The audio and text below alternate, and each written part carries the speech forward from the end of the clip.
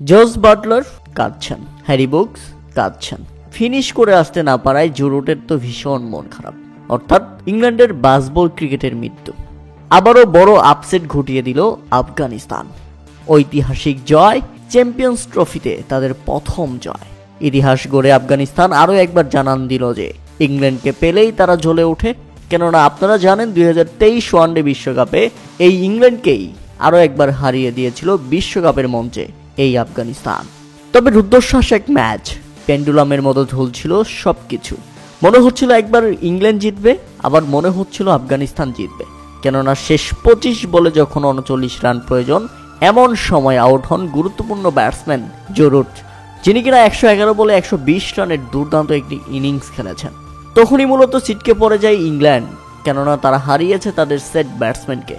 তবে সেখান থেকে দলকে জেতানোর স্বপ্ন দেখান জেফ্রে আর্চার এবং ওভারটন।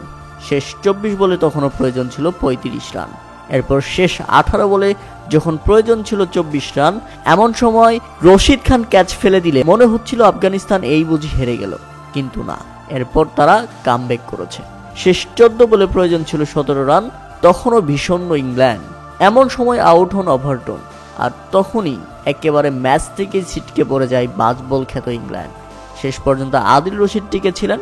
12 বলে 16 প্রয়োজন ছিল এবং শেষ ওভারের প্রয়োজন ছিল 6 বলে 13 রান। কিন্তু সেখানে রীতিমতো ব্যর্থ ইংল্যান্ড, অল আউট হয়ে গেছে 317 রানের মধ্যেই। তাতে আফগানিস্তানের 8 উইকেটের দারুণ এক জয়। উল্লেখ্য যে এর আগে প্রথমে ব্যাটিং করতে নেমে নির্ধারিত 50 ওভারে 7 উইকেট হারিয়ে 325 রানের বিশাল লক্ষ্য দাঁড় করিয়েছিল আফগানিস্তান।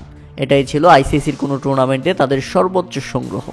আর এই সর্বোচ্চ সংগ্রহ করে যদি জিততে না পারে, তাহলে কি তাদের ভ্যালু থাকে? এবং শেষ পর্যন্ত ভাগ্যদেবী তাদেরকেই সঙ্গ দিয়েছে এবং আফগানিস্তানের ঐতিহাসিক জয়। দলের হয়ে সর্বোচ্চ ইব্রাহিম জাডরান 146 বলে 177 রানের দুর্দান্ত একটি ইনিংস খেলেছিলেন।